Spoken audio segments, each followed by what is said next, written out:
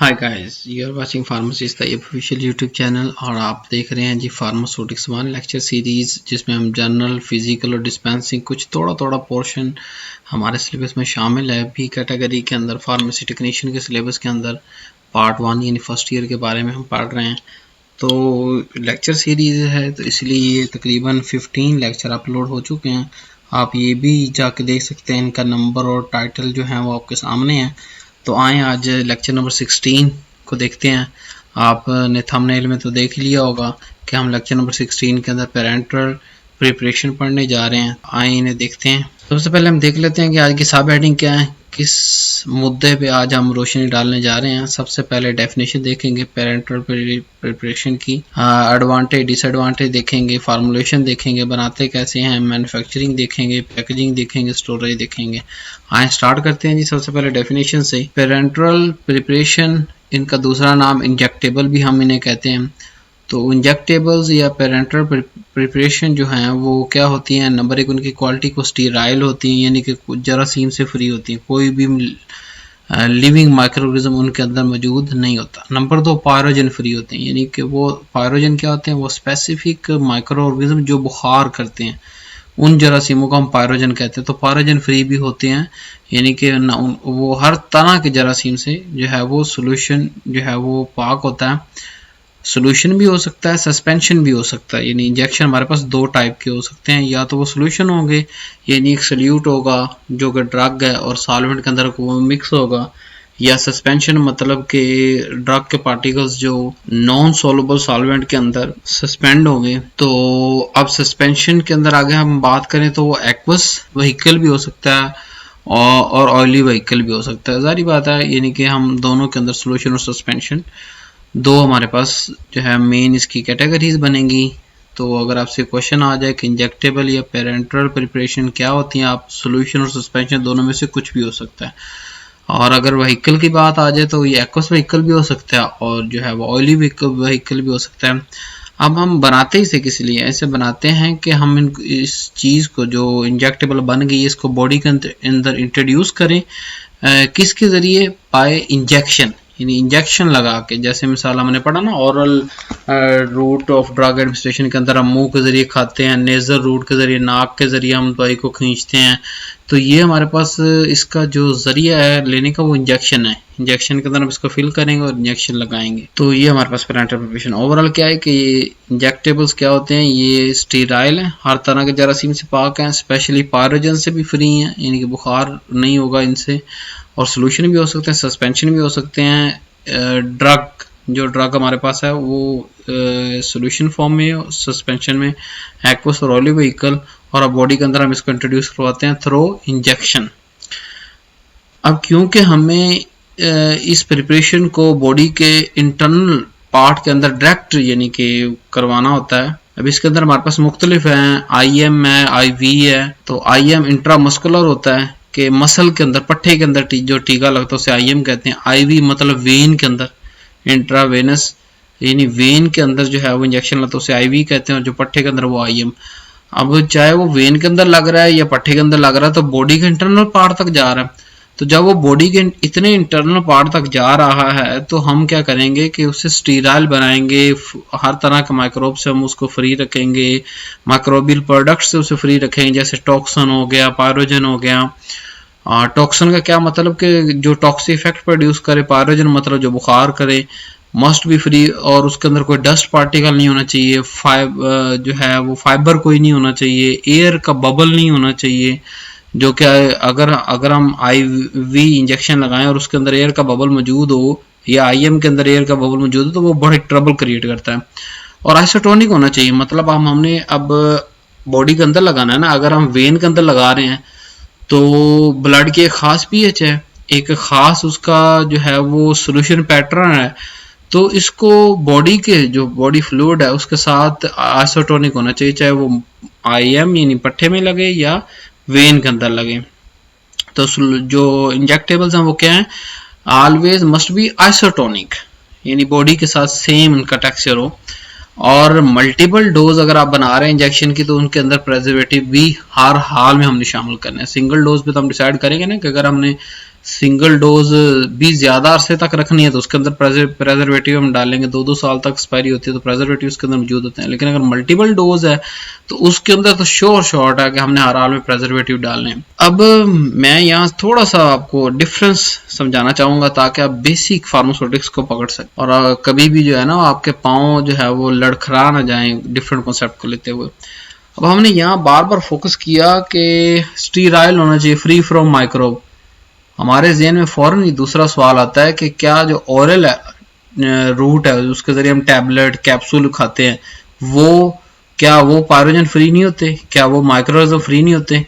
वो भी होते हैं, लेकिन फर्क क्या है कि उनके अंदर हम कुछ एक जनरल रेंज के अंदर हम रखते हैं कि यार इतने % से कम माइक्रोब या इतने % से जो है वो पायरोजन्स या बहुत माइन्यूट क्वांटिटी में अगर है भी कोई या प्रोसीजरल कोई की वजह से अंदर आ रहा है तो क्योंकि टैबलेट या कैप्सूल ने स्टमक के अंदर जाना और वहां तो एसिडिक कंडीशन है और वहां तो अगर कोई माइक्रोऑर्गेनिज्म गलती से रह भी गया टैबलेट या कैप्सूल के अंदर वो तो डिस्ट्रॉय हो जाएगा बेचारा, वो तो बचेगा ही नहीं। तो लेकिन यहाँ पे इंजेक्टेबल की सूरत में हमने इंजेक्शन लगा देना, वो फौरन ब्लड के साथ रिएक्ट करना है। तो अगर उसके अंदर कोई बैक्टीरिया हुआ या कोई वायरस हुआ या कोई पायरोजन हुआ या कोई टॉक्सिन हो तो वो तो फौरन रिएक्शन कर जाएगा। तो इसलिए हम जब भी इंजेक्टेबल को पढ़ते हैं, इसको समझते हैं, इनको बनाते हैं तो हम यही कहते हैं कि ये हर तरह के माइक्रोब्स से जो है वो ये पाक होना चाहिए, किसी भी तरह के माइक्रोब्स। इसका ये मतलब हरगिज नहीं है कि टैबलेट के अंदर हाँ जी होंगे हर हाल में माइक्रोब्स, उसके अंदर भी नहीं होते, लेकिन इसके अंदर जरा क्राइटेरिया सख्त रखते हैं कि 0.0000000% भी नहीं होने चाहिए, ठीक है, यानी होने ही नहीं चाहिए। आगे चलते हैं। अब इंजेक्टेबल हर डोजेज फॉर्म की कोई ना कोई एडवांटेज है, कोई ना कोई डिसएडवांटेज है। इनका एडवांटेज क्या है कि रैपिड ऑनसेट ऑफ इंजेक्शन, यानी इधर से हमने इंजेक्शन लगाया, स्पेशल आईवी के केस इंट्रावेनस के अंदर हमने इंजेक्शन लगाया और फौरन हमें रिएक्शन शो होना, जैसे मिसाल फीवर हुआ खड़ा है और ऑक्सीडिल का इंजेक्शन लगा देते हैं हम, या कोई इन्फेक्शन हुई है तो ऑक्सीडिल का इंजेक्शन लगाते हैं या कोई और एंटीबायोटिक लगाते हैं। तो क्या होता है कि फौरन से वो ब्लड के अंदर जो बैक्टीरिया या वायरस की मिकदार बहुत ज़्यादा बड़ी खड़ी होती है वो फौरन कम हो जाती है। तो जब वो दवाई का यानी कि फौरन रिएक्शन करना, उसको क्या कहते हैं रैपिड ऑनसेट, कि अगर हम वही दवाई गोली या कैप्सूल के जरिए खाते तो उसको 2 घंटे तो डिजोल्व होने और ब्लड तक पहुंचने तक लगे, और यहाँ 2 घंटे के अंदर जो है वो पेशेंट की बीमारी जो है वो आधी रिकवर हो जाती है। तो दूसरा एडवांटेज क्या है कि मोस्ट सूटेबल रूट है उन पेशेंट के लिए जो बेहोश पड़े हुए हैं या जो कोऑपरेट नहीं कर रहे। अब कोऑपरेट ना करने वाले पेशेंट, दिमागी मरीज, अब दिमागी मरीज जब उसका दिमाग उठ गया तो उसको तो खुद ही पता नहीं कि मैंने कोई टीका लगवाना है या कोई यानी कि गोली लेनी है, कैप्सूल लेना है, तो हम क्या करते हैं उसे जबरदस्ती भी इंजेक्शन लगा सकते हैं। इंजेक्टेबल्स जो है हम, तो ये वहां बड़े काम आते हैं नॉन कोऑपरेटिव पेशेंट के अंदर, और जो बेहोश है, खा ही नहीं सकते, अच्छा, या कोमा में चले गए हैं, किसी भी ऐसी कंडीशन जिसके अंदर होश नहीं है। अब तीसरा एडवांटेज ये है कि prolonged action of drug can be produce by this route, कि ये नहीं है कि सिर्फ रैपिड ऑनसेट ऑफ एक्शन ही हम इंजेक्टेबल से बना सकते हैं, हम प्रॉन्ग एक्शन भी ले सकते हैं कि एक लंबे अरसे तक, मतलब एक डीपू अंदर बॉडी के अंदर क्रिएट कर दिया गया। जैसे आईएम रूट की अगर बात करें तो आईएम रूट के जरिए हम क्या करते हैं, मसल के अंदर लगाते हैं। अब मसल से ब्लड तक पहुंचते हुए थोड़ी सी देर तो लगती है, लेकिन इसका एक फायदा यह है कि एक डिपू बना सकते हैं हम, यानी एक अच्छी खासी मिकदार हमने मसल के अंदर लगा दी, वो 24 घंटे, 48 घंटे, 72 घंटे या एक जो है वो वीक तक आगे जो है वो डिपेंडिंग अपॉन जो कौन सा केमिकल है वो मसल में से निकल के आगे बार बार जो है वो ब्लड को मिलती रहेगी, तो प्रॉन्ग एक्शन भी आ सकता है, ये भी एडवांटेज है। इंजेक्टेबल का एक एडवांटेज और ये है कि जो रूट प्रेफर किया जाता है उन ड्रग्स के लिए जो कि ऑरली अब्जॉर्ब नहीं होती या जीआईटी को जाकर खराब कर देती, यानी कि कुछ ऐसी ड्रग सेंसिटिव होती हैं जो जीआईटी के स्टमक का मतलब एसिडिक पीएच है तो उसको डिस्टर्ब कर देंगी, आगे जो है इंटेस्टाइन के अल्कलाइन पीएच उसको डिस्टर्ब कर देंगी। तो इन कंडीशन के अंदर हम क्या करते हैं, उन स्पेसिफिक ड्रग के लिए हम इंजेक्टेबल को प्रेफर करते हैं। अब सोल्यूशन जो है वो नेक्स्ट एडवांटेज ये है कि solution in the volume from millilitre to 4 litre can be introduce by parenteral route. अब हम इसकी कितनी मिकदार दे सकते हैं, जैसे वहां हम टैबलेट के अंदर हम कहते हैं कि जी ये इतनी टैबलेट इस्तेमाल हो सकती हैं, 2 सुबह 2 दोपहर 2 शाम में, मैक्सिमम 6 टैबलेट इस्तेमाल कर लो, या मैक्सिमम 1 टैबलेट इस्तेमाल करो, या मैक्सिमम 2 टाइम या 1 टाइम। यानी हर ओरल रूट का भी एक खास यानी कि रूटीन है। अब यहाँ पे हमारे पास चंद मिली लीटर से शुरू हो जाता काम, 1 ml, 2 ml, 0.5 ml, 0.25 ml, यानी फ्यू मिलीलीटर से स्टार्ट होके ज्यादा से ज्यादा हम 4 लीटर तक जा सकते हैं। यानी कि 4 लीटर जो लार्ज वॉल्यूम पेरेंटल्स या लार्ज वॉल्यूम इंजेक्टेबल्स हैं, वो 4 लीटर तक भी हम इंजेक्ट कर सकते हैं। तो इसका मतलब ये है कि इंजेक्टेबल का ना सिर्फ एक रेमेडी के अंदर यानी कि डिजीज क्योर करने के अंदर बहुत बड़ा किरदार है, बल्कि जो जैसे कोमा में पेशेंट चला जाता है तो उसको सारी खुराक हम किसके जरिए देते हैं, इंजेक्टेबल्स के जरिए देते हैं। वेन के अंदर जो है वो हम सारे इंट्रोड्यूस करवाते हैं, जो भी उस पेशेंट को सर्वाइव जिंदा रखने के लिए चीजें चाहिए होती हैं। तो हमारे लिए भी एक एडवांटेज है कि इन एनी केस अगर हमें कुछ चाहिए भी हो तो हम इंजेक्टेबल्स के जरिए यूज कर सकते हैं। अब डिसएडवांटेज देख लेते हैं। पहला एडवांटेज ही डिसएडवांटेज अगर दूसरी नजर से देखें, वो कहते हैं ना कि आप टेबल की साइड में बैठे हुए हैं, तो उस तरह की आप बात करेंगे। रैपिड ऑनसेट ऑफ एक्शन तो है, यानी कि ये एक एडवांटेज है इंजेक्टेबल का कि फौरन रिएक्शन करेगा और फौरन जो है वो हमारे काम कर देगा। लेकिन एक लम्हे के लिए सोचें, अगर वो केमिकल उस पर्सन को एलर्जी है उससे, तो अगर वो ओरल खाता तो उसको 4 घंटे 6 घंटे या आहिस्ता आहिस्ता उसके अंदर जो है वो सिम्टम्स अपीयर होने थे। और अगर वही चीज जो टैबलेट की जगह इंजेक्शन लगा दें और उस पर्सन को एलर्जी हो, वो तो एक फ्यू सेकंड के अंदर उसके अंदर एलर्जी फैल जाएगी। तो जो डिजास्टर होता है, अगर हम कंपेयर करें ओरल का यानी टैबलेट और कैप्सूल का एज कंपेयर टू इंजेक्शन का डिजास्टर ज्यादा है। यानी कि जहां एक तरफ हमारे पास रैपिड ऑनसेट ऑफ एक्शन है, दूसरी तरफ हमारे पास इस पे डिजास्टर भी ज्यादा है, फैटल कंडीशन जो है इसकी ज्यादा है। तो बड़ी केयरफुली जो है वो हमें इंजेक्शन लगवाने भी चाहिए और जो है वो रिकमेंड भी करने चाहिए। Mode of treatment is expensive as, हाँ दूसरा डिसएडवांटेज ये है कि अब इसको स्टीराइल करना है, free from pathogen, free from toxin, free from microorganisms, ये क्राइटेरिया वो क्राइटेरिया। इसके बनने में अब आगे हम चल के पढ़ेंगे, मैन्युफैक्चरिंग अंदर डिटेल में पढ़ेंगे तो आपको बताऊंगा कि कितने कितने क्राइटेरिया हैं, कौन कौन सा इंस्ट्रूमेंट चाहिए। तो इसको बनाने में ये बहुत सारे क्राइटेरिया होने की वजह से ये महंगा पड़ता है। तो ये इसका डिसएडवांटेज है कि अगर वही हम गोली खाएं तो वो 2 रुपए की है, मिसाल दे रहा हूं आपको, और वही उसी केमिकल का अगर बनी हुई इंजेक्शन है वो 10-12 रुपए का पड़ता है, तो कॉस्टली तो है, ये डिसएडवांटेज है। नेक्स्ट चलते हैं, फॉर्मुलेशन। इंजेक्टेबल को बनाते कैसे हैं?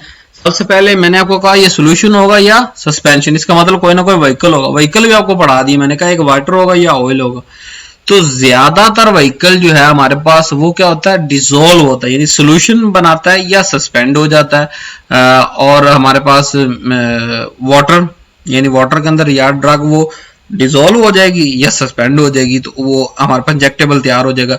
अगर हम वाटर नहीं तो ऑयल व्हीकल इस्तेमाल करेंगे, तो ऑयल के अंदर मतलब जो चीजें वाटर के अंदर इनसोल्युबल हैं तो वो हम ऑयल के अंदर बना लेते हैं।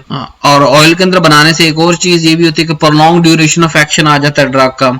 अब कौन से ऑयल यूज होते हैं, cotton seed oil, peanut oil, olive oil, तो ये सारी एग्जांपल्स आपको याद होनी चाहिए। ये बात क्लियर कट आपको पता होनी चाहिए कि इंजेक्टेबल कितनी तरह के हैं, सोल्यूशन भी हो सकता है, सस्पेंशन, इमल्शन नहीं। अब देखिए ये चीजें क्रिटिकल है, ये एमसीक्यूज लेवल है आपका, ये आपकी जो है वो ब्रेन को शार्प करती है ये चीजें। जब आपको बेसिक नॉलेज हो ना, तो जब आप वाइवा दे रहे हैं, एक्सटर्नल के सामने बैठे हैं, तो आप क्लियर कट बता सकते हैं। वो आपसे क्वेश्चन करे आपको इंजेक्टेबल क्या है हमारे पास, इंजेक्टेबल हमारे पास सिर्फ सोल्यूशन और सस्पेंशन है, इसके अलावा कोई डोजेज फॉर्म नहीं बनाते। व्हीकल 2 हैं जी हमारे पास, वाटर और ऑयल। अब इसके अलावा हम और क्या ये चीज ऐड कर सकते हैं इस फॉर्मुलेशन को बनाने के लिए? एडिटिव्स है। कौन से एडिटिव्स है? वो सोलबलाइजिंग एजेंट भी हो सकता है कि इसकी सोलबिलिटी जरा और इनहांस करने के लिए। तो स्टेबलाइजर, क्योंकि हम ये तो नहीं है कि आज फैक्ट्री के अंदर इंजेक्शन बना और तो कल किसी दूसरे पर्सन को लग जाएगा। 2-2 साल 3-3 साल हमें एक्सपायरी देनी पड़ती है, एक्सपायरी मेंटेन करनी पड़ती है। तो जब हम मैन्युफैक्चरर साइड पे बैठ के सोचते हैं कि मैंने 2 साल की एक्सपायरी लिखनी है ऊपर, तो हम क्या करते हैं उसके अंदर स्टेबलाइजर ऐड करते हैं, उनके अंदर प्रेजर्वेटिव ऐड करते हैं। और जो है वो इसके अलावा बफर ऐड करते हैं। अब आइसोटोनिक होना चाहिए तो बफर ऐड करेंगे तो उसकी पीएच और उसकी जो है वो सारी लेवल जो है आइसोटोनिक होने के वो हम करेंगे। इसके अलावा हमें पायरोजन फ्री होना चाहिए तो एंटी बैक्टीरियल एजेंट डालेंगे हम, आइसोटोनिसिटी जो है वो एडजस्टर डालेंगे, वेटिंग एजेंट भी डालेंगे, सस्पेंशन बनाना तो सस्पेंडिंग एजेंट डालना पड़ेगा। तो इस तरह हमारे पास जो है वो अगर हम बात करें कलर की, ये भी बड़ा एमसीक्यूज है, पूछा जा सकता है आपसे कि कौन अब आपसे वाइवे में पता क्या क्वेश्चन होगा आपको घुमाने के लिए, क्योंकि आपने हर डोजेज फॉर्म के अंदर पढ़ा है जी एफडीए अप्रूव कलर, यानी फूड एंड ड्रग एडमिनिस्ट्रेशन के जो कलर पास किए हैं ना, फूड एंड एफडीए याद रखना है, food drug administration, food and drug administration, तो उनके पास कलर हम इस्तेमाल करते हैं। तो आपसे पूछा जाएगा जी अच्छा बताएं कौन से ग्रेड के कलर जो है इस्तेमाल होते हैं, आप फौरन से कहेंगे एफडीए अप्रूव। ओ भाई यहाँ पे इंजेक्टेबल में आप हैं, जरा सोच के जवाब देना आपने, इंजेक्टेबल के अंदर तो कलर डालते ही नहीं। आपने कोई इंजेक्शन देखा है जो पीला नीला कलर का हो? अगर वो पीले नीले कलर का तो वो अपने एपीआई एक्टिव फार्मास्यूटिकल इंग्रेडिएंट यानी कि जो दवाई है उसके कलर की वजह से है। जो हमारे पास टैबलेट और कैप्सूल होते हैं उसके अंदर तो हम कलर खुद डालते हैं, टैबलेट के अंदर खुद कलर डालते हैं हम लास्ट स्टेज में जाकर उसको कलर देने के लिए, पाउडर को कोई खास अपनी पहचान देने के लिए। लेकिन आपने सोच के जवाब देना है। अगर आपसे पूछे कि इंजेक्टेबल के अंदर कौन सा कलर ऐड होना है या किस ग्रेड का कलर ऐड होना है, अब वो ग्रेड का कहने का आपको कंफ्यूज कर रहा है, यानी कि आपको ये शॉर्ट कर रहा है कि भाई इंजेक्ट होना है, बता कौन से ग्रेड का होना है। देखो सर जी कलर इस्तेमाल ही नहीं होना, पर बेटा कलरिंग एजेंट इंजेक्टेबल में इस्तेमाल नहीं होना। नेक्स्ट चलते हैं मैन्युफैक्चरिंग। फार्मूलेशन और मैन्युफैक्चरिंग में पता क्या फर्क है? फार्मूलेशन के अंदर हम ज्यादातर ये पढ़ते हैं कि कौन कौन सी चीजें हैं या क्या क्या चीजें ऐड हो सकती है। मैन्युफैक्चरिंग के अंदर है कि स्टेप बताओ, स्टेप बाय स्टेप क्या चीज है। सबसे पहले हम क्या करेंगे, जो कंटेनर कलैयद या इक्विपमेंट इस्तेमाल होने उन सबको अच्छे से क्लीन और वॉश करेंगे। फिर हम सारे मटेरियल कलेक्ट कर लेंगे और फिर हम जो है वो प्रिपरेशन की कंपाउंडिंग करेंगे, मतलब जिस तरह पहला स्टेप, दूसरा स्टेप, तीसरा स्टेप इस तरह फॉलो करेंगे कि इस पाउडर को उसके अंदर मिक्स करो, उसके पाउडर को इसके अंदर मिक्स करो, इतनी देर तक जो है वो मिक्स करो, उसके बाद जो है वो ग्रेन्यूल बनाओ, उसके बाद जो है वो ये करो वो करो। जैसे टैबलेट के अंदर हम करते थे ना, यहाँ तो ग्रेन्यूल नहीं बनाएंगे लेकिन यहाँ पे वो प्रोसीजर फॉलो करेंगे। मिसाल लेट्स सपोज क्या प्रोसीजर फॉलो करना है, पहले स्टेप पे हम पाउडर को मिक्स कर रहे हैं जी, डिफरेंट जो है वो पहले कौन सा एडिटिव बफर डालना है, आइसोटोनिक एडजस्टर डालना है, कौन सा सॉल्वेंट लेना है। तो ये सारी चीजें क्या होती है, कंपाउंडिंग द प्रिपरेशन के प्रिपरेशन को तैयार करो। उसके बाद जब प्रिपरेशन तैयार होगी हमारे पास इंजेक्शन बनेंगे, उसको फिल्टर करना है। अब फिल्टर का मकसद यहाँ पे क्या है, एक तो पार्टिकल्स चलो रुक जाएंगे और दूसरा माइक्रोब्स भी रुकेंगे इसके अंदर। उसके बाद फिर फाइनल कंटेनर के अंदर, अब तैयार होगा फाइनल कंटेनर के अंदर डाल देना, उसके बाद उसको सील कर देना है। ये ना हो कि वो मेडिसिन रास्ते के अंदर कहीं जो है उसके अंदर कोई चीज ऐड हो जाए, अडल्ट्रेटेड ड्रग हो जाए आपकी, यानी कि टीका लगने से पहले उसके अंदर कोई ऐड हो जाए। तो सील होनी चाहिए हर इंजेक्शन के ऊपर, ताकि जो डॉक्टर लगाए उसको पता हो कि ये मैं ही सील खोल रहा हूँ, इसका मतलब ये ओके है। अच्छा, उसके बाद स्टीरिलाइजेशन, दोबारा स्टीरिलाइजेशन के प्रोसेस में एक तो चलो फिल्ट्रेशन, माइक्रो फिल्ट्रेशन फिर कभी किसी वीडियो में पढ़ाएंगे, माइक्रो फिल्ट्रेशन के थ्रू भी स्टीरिलाइजेशन होती है, एक स्टेप है। स्टीरिलाइजेशन के कंप्लीट टॉपिक में पढ़ेंगे किसी दिन। लेकिन स्टीरिलाइजेशन बाद में फिर डिफरेंट तरीके से हीट के जरिए हम स्टीरिलाइज करते हैं, हम जो है वेपर प्रेशर की बुनियाद पे करते हैं, मुख्तलिफ मेथड है, हॉट और कोल्ड। तो जो भी केमिकल की रिक्वायरमेंट उस हिसाब से स्टीरिलाइजेशन का मतलब होता है कि उसको माइक्रो जो है वो माइक्रो ऑर्गेनिज्म से फ्री किया जाए। उसके बाद उसकी लेबल कर देंगे, पैक कर देंगे और जो है वो उसकी एवेल्युएट करेंगे। लास्ट में जो हमारे पास सैंपल आएंगे उसको चेक करेंगे कि 10 लाख इंजेक्शन बनाया तो उसमें से एक खास पोर्शन को लेके उसको देखेंगे कि यार माइक्रोब्स कहीं रह तो नहीं गए, कहीं जो सोल्यूशन बनाना था वो सोल्यूशन बना भी है या नहीं बना, या सस्पेंशन बना या नहीं बना। तो ये सारे स्टेप्स हैं, ये बस आपके सिलेबस के अंदर स्टेप्स हैं, बाकी डिटेल थोड़ी सी मैंने बताई है, वो ही माइंड में रखना, स्टेप्स आपसे पूछे जाएंगे। अब पैकेजिंग स्टोरेज को जरा डिटेल से पढ़ते हैं हम। दो तरह की पैकेजिंग होगी, एक होगा सिंगल डोज कंटेनर या एम्प्यूल उसको कहते हैं हम, तो दूसरा था मल्टी डोज कंटेनर और वायल। अब एम्प्यूल और वायल में भी आपको फर्क अभी भी यहाँ पे सीख लेना आपने।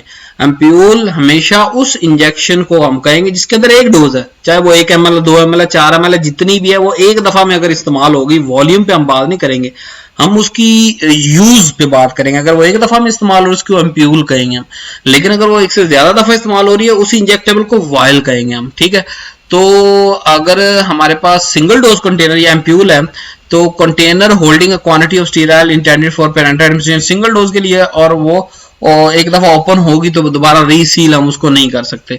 लेकिन अगर मल्टी डोज कंटेनर की बात करें तो उसके अंदर हमारे पास जो कंटेनर है वो उसके अंदर, मिसाल देता हूँ, लेट्स सपोज बाज इंजेक्शन इस तरह के होते हैं, उसके ऊपर रबड़ सील लगी होती है, एक तो लोहे की सील होती है, उसको हम उखेड़ देते हैं, ऊपर रबड़ की सील होती है। अब रबड़ के अंदर से हम इंजेक्शन घुसाते हैं और जो है वो जितनी हमें मिकदार चाहिए होती है हम निकाल लेते हैं, वापस हम सिरिंज वापस निकालते हैं, वो सील की सील रहती है। जो मल्टी डोज होता है वो पूरी की पूरी सील उससे हम नहीं उतारते, उसमें से जितनी हमने क्वांटिटी लेनी होती है वो ले लेते हैं, बाकी की क्वांटिटी सील के अंदर ही रहती है। उसकी मैं एक मिसाल आपको क्या दे रहा हूँ कि स्टील यानी कि इंजेक्शन लेंगे ना, वायल लेंगे, वायल के ऊपर से सील की जो स्टील की बनी हुई है हमारे पास पैकेजिंग, उसको उतार देंगे, रबड़ अंदर होगा, उस रबड़ के अंदर से हम सिरिंज जो है वो गुजार के अपनी एक पोर्शन ले लेंगे, फिर वो दोबारा बार बार इस्तेमाल हो सकता है। अब हमारे पास आ जाता है इंजेक्टेबल्स के अंदर एक बड़ा पोर्शन है आईवी इन्फ्यूजन्स। वो मैंने कहा ना 4 लीटर तक हम दे सकते हैं, तो वो जो large volume parentals IV infusion या इंट्रावेनस फ्लूइड, तो वो इनके लिए था कि अगर कोई बंदा जो है वो पानी की कमी हो गई है, उसके अंदर खून की कमी हो गई है, या किसी भी जो है वो कंडीशन के अंदर ज्यादा अंडर वाटर चाहिए, या कोमा की सूरत के अंदर हमें उसे खुराक देनी है, तो वो सारा मिक्सचर हमें बना के देना, तो हम आईवी दे सकते हैं। इसके अंदर ये चंद एग्जांपल आपने याद रखनी जो मोस्ट कॉमन मोस्ट फेमस है। आपको वाइवे के अंदर पूछा जा सकता है, शॉर्ट क्वेश्चन आ सकता है, इसका एमसीक्यूज भी बनाया जा सकता है, और कल को जब आप फार्मेसी पे वर्क करोगे तो ये सारी चीजें आपको देखने को मिलेंगी। तो डेक्सट्रोज इंजेक्शन, डेक्सट्रोज और sodium chloride injection, mannitol injection, Ringer, lactated Ringer, sodium chloride injection, तो ये सारे के सारे IV infusion large volume parenterals हैं, इनको लार्ज क्वांटिटी में इस्तेमाल किया जाता है। इनकी डिटेल भी इसी चैनल पे मुख्तलिफ वीडियोस के अंदर अवेलेबल है, किसी दिन उसको भी इंशाल्लाह डिस्कस करेंगे डिटेल के साथ कि इनका क्या क्या यूज है, कि आपके सिलेबस तक इनके नाम पता होना चाहिए। कि कोई 2-3 आपसे क्वेश्चन होगा कि आईवी इन्फ्यूजन बताओ, आपने कहना जी जो लार्ज वॉल्यूम के अंदर आईवी इंजेक्शन लगाएंगे ना हम, या ड्रिप लगाएंगे, उसको हम कहते हैं इंट्रावेनस फ्लूइड या लार्ज वॉल्यूम पेरेंटल या आईवी इन्फ्यूजन, उसकी मिसालें बताओ, आपने ये मिसालें दे देनी। So do not forget to subscribe my channel. तो अगर आपको वीडियो पसंद आए तो लाइक भी कर दें। जब सब्सक्राइब कहते हो तो नीचे रेड बटन मौजूद है, इसको प्रेस करें और घंटी का बटन को जो है वो दबा दें, और अपने जो है स्टूडेंट फैमिली के साथ शेयर करें। Thank you very much for watching. Allah Hafiz.